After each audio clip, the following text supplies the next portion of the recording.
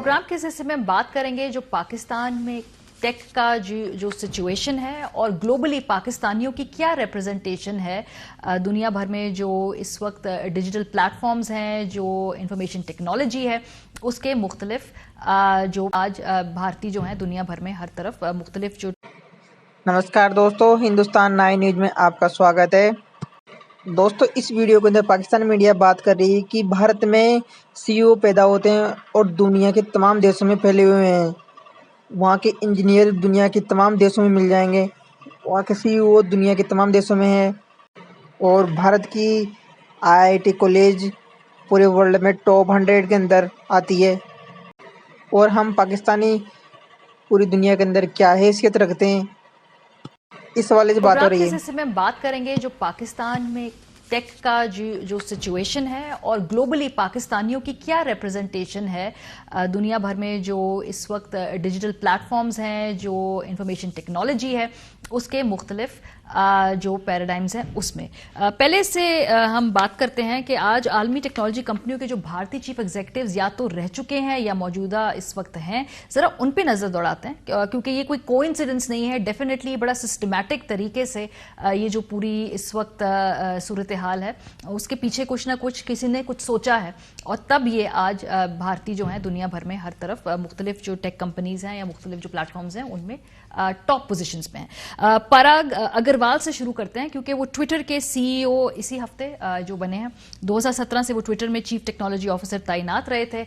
इस हफ्ते उनको बाकायदा सीईओ तैनात कर दिया है पराग अग्रवाल को। सुंदर पिचाई गूगल और उसकी जो पेरेंट कंपनी अल्फाबीट, उसके सीईओ हैं। 2015 में गूगल के वो सीईओ बाकायदा तौर पे तैनात हुए थे।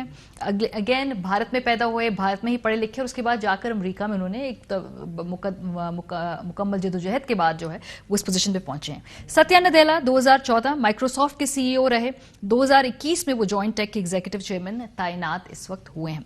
अरविंद कृष्णा आईबीएम के सीईओ हैं 2020 से। शंतानु नारायण 2007 से एडोब के सीईओ हैं। अंजलि सूद 2017 से वीडियो प्लेटफॉर्म जो वाइमियो है उसकी सीईओ हैं। संजय मेहरोत्रा माइक्रॉन टेक्नोलॉजी के सीईओ हैं। उससे कबल वो वेस्टर्न डिजिटल के बानी और सीईओ भी रह चुके हैं।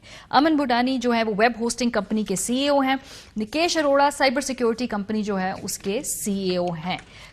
इस पर बात करेंगे प्रोग्राम के हिस्से में और हमारे साथ बदर खुशनूद साहब मौजूद है, chairman Pakistan software association Pasha के। बहुत शुक्रिया बदर हमें ज्वाइन करने के लिए। ये कोइंसिडेंस तो नहीं है ना कि इस वक्त बहुत सारी जो बड़ी बड़ी इस वक्त कंपनियां हैं वहां पर भारतीय सीईओज हैं, या इस वक्त बहुत ज्यादा हम उनकी रिप्रेजेंटेशन देख रहे हैं ग्लोबली?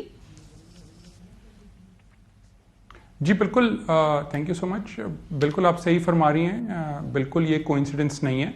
ये चीज़ बहुत सालों से, बल्कि मेरे हिसाब से, हमारे हिसाब से तकरीबन पिछले 25-30 साल से प्लान्ड और ऑर्गेनाइज चल रही है।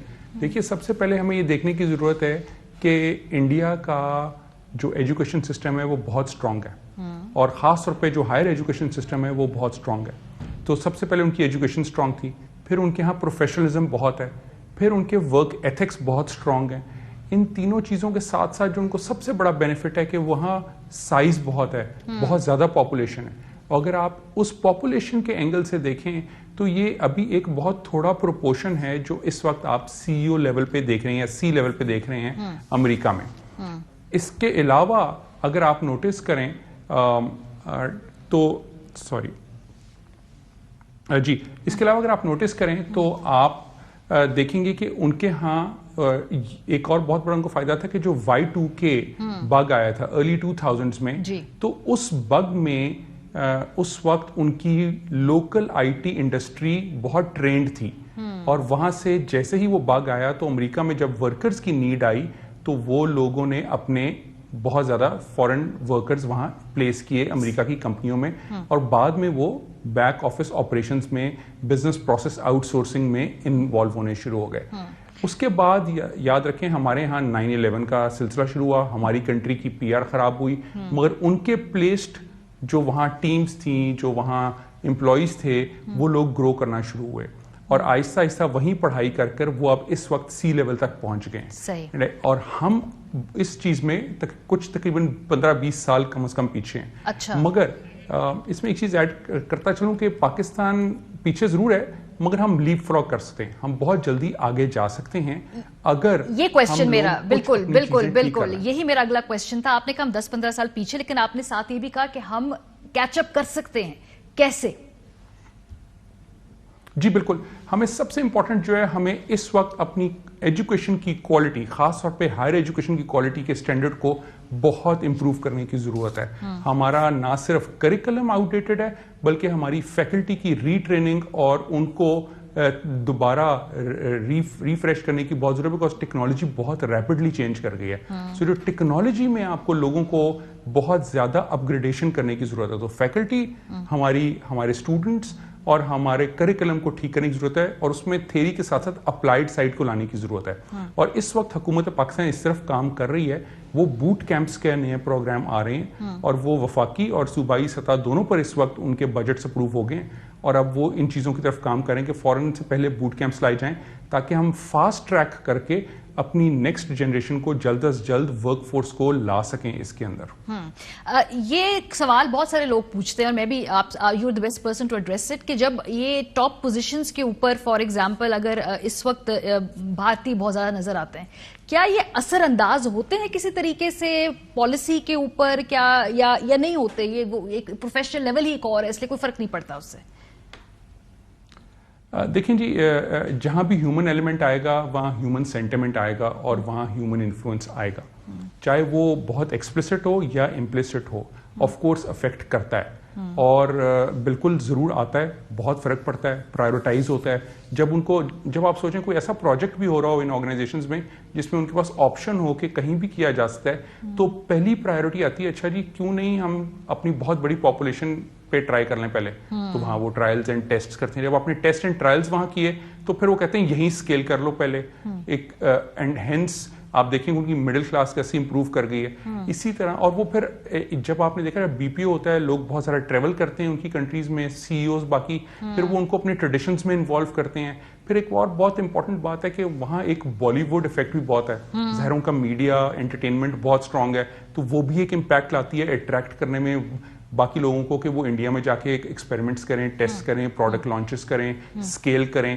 تو آف کورس یہ بالکل فرق پڑتا ہے, اور کئی جگہوں پہ انٹینشنلی ذرا زیادہ ہو جاتا ہے, but of course there is a certain degree of this influence. So Badar, چونکہ آپ بہت کلوزلی کام کرتے ہیں پاکستانیوں کے ساتھ, ٹیکس جو یہاں پہ اسٹارٹ اپس ہیں وہ بھی آپ دیکھ رہے ہیں, پوٹینشیل کیا ہے یہاں پہ جو نوجوان لڑکے لڑکیاں ہیں جن کا رجحان ہے آئی ٹی کی طرف, جن کا رجحان ہے اس طرف جدید ٹیکنالوجی یا ڈیجیٹل جو بھی پلیٹ فارمز ہیں ان کی طرف, کیا پوٹینشیل ہے؟ دیکھیں ان کو 2 یا 3 چیزوں میں بائیفرکیٹ کر لیں. ایک ہیں فری لانسرس, یہ وہ لوگ ہیں جو ابھی گریجویٹ کر رہے ہیں یا پڑھائی کر رہے ہیں اور ساتھ ساتھ انہوں نے کام کرنا شروع کر دیا ہے. ان لوگوں کو بھی انکریج کرنے کے لیے حکومت نے ای کامرس پالیسی کے ساتھ فری لانسرس کی پالیسی اکتوبر 2019 میں بنا کر لانچ کی, اور پھر اسٹیٹ بینک نے کچھ فیسیلیٹیشنز کی, جیسے پہلے ان کے پیسے آنے کی لمٹ مہینے کی $5,000 تھی, اب $25,000 کر دی گئی ہے تقریباً 2 سال پہلے. اس طرح کی کافی ان کو مراحت مل رہی ہیں, اور اس کی وجہ سے فری لانسنگ میں پاکستان دنیا میں اس وقت 3رے اور 4تھے نمبر پر آ رہا ہے آئی ٹی فری لانسنگ میں. ایک یہ کیٹیگری ہے. دوسری کیٹیگری ہے جو اسٹیبلشڈ کمپنیز ہیں, جس کی ہم پاشا ایسوسیشن ہے, Pakistan soft where houses association, ہمارے کم از کم 1000 ممبر ہیں. ہمارا اندازہ ہے کہ اس وقت تقریباً پاکستان میں 10 سے 15,000 اپروکسیمیٹلی 12,000 کمپنیاں ہیں جو آئی ٹی میں کام کر رہی ہیں, ڈفرینٹ ورٹیکلز میں, ڈفرینٹ کیٹیگریز میں. اور اس کیٹیگری کے اندر جو کام ہو رہا ہے یہ فارمل کام ہے, اور اس میں آؤٹ سورسنگ, ڈیزائننگ, پروگرامنگ, اے آئی, مشین لرننگ, سارے کٹنگ ایج ٹیکنالوجیز پہ بھی کام ہو رہا ہے. سو یہ ایک کیٹیگری ہے. ایک نئی ایوالونگ کیٹیگری جو ہے وہ اسٹارٹ اپس کی ہے. جی, جو اسٹارٹ اپس ہیں, اور بائی دا وے جو آئی ٹی کمپنیز ہیں, اس میں امپورٹنس یہ ہے کہ ہمارا آئی ٹی سروسز کی جو ایکسپورٹ ہے وہ تقریباً 50% پچھلے سال سے گرو کی ہے. ہم پہلے $1.2 بلین پہ تھے, اب ہم $2.1 بلین پر چلے گئے ہیں. تو وہ بھی سائڈ گرو کر رہی ہے اور پاکستان کی اکانومی کو فائدہ دے رہی ہے, in addition to the local digital transformation. جو اسٹارٹ اپس ہیں پچھلے کچھ مہینوں میں تقریباً $300 سے $350 ملین کی انویسٹمنٹ ان کے اندر آئی ہے پاکستان کے اندر. اور یہ کوئی بہت بڑی کوانٹٹی یا اماؤنٹ آف اسٹارٹ اپس نہیں ہے, مگر اس میں اس لیے آئی ہے بیکاز اسٹیٹ بینک نے کچھ اپنی ریگولیشنز امپروو کی ہیں, ایس سی سی پی نے اپنی کچھ ریگولیشنز امپروو کی ہیں, اور یہ اب بلینز آف ڈالرز میں جائیں گی انویسٹمنٹس. تو یہ ایک بہت ہی پازیٹیو جو ہے اوپننگ ہوئی ہے, جس سے اب اسٹارٹ اپس جب آئیں گے तो टैलेंट भी इंप्रूव करेगा और हमारे यहाँ लोकल सर्विसेज एंड प्रोडक्ट्स जो हैं वो बहुत बेहतर होनी शुरू हो जाएंगी डिजिटल इकोनॉमी। बहुत शुक्रिया बदर खुशनू चेयरमैन हमारे साथ मौजूद थे। हम एक्सप्लेन कर रहे थे कि ये जो भारतीय हमें CEOs नज़र आते हैं तमाम दुनिया में मुख्तलिफ प्लेटफॉर्म्स के, ये एक हादसा नहीं है, ये बाकायदा क्लियर प्लानिंग 25-30 साल की बाकायदा ट्रेनिंग का नतीजा है। और पाकिस्तान 10-15 साल पीछे है, लेकिन हम कैचअप कर सकते हैं। उसका तरीका क्या होगा कि हंगामी बुनियादों पर खासतौर पर अपने एजुकेशन सेक्टर में रिवैम्प किया जाए, लोगों को ट्रेन किया जाए और जो हुकूमत जितनी मुआवनत करेगी, जितनी सहूलियात देगी, जितनी फैसिलिटेट करेगी,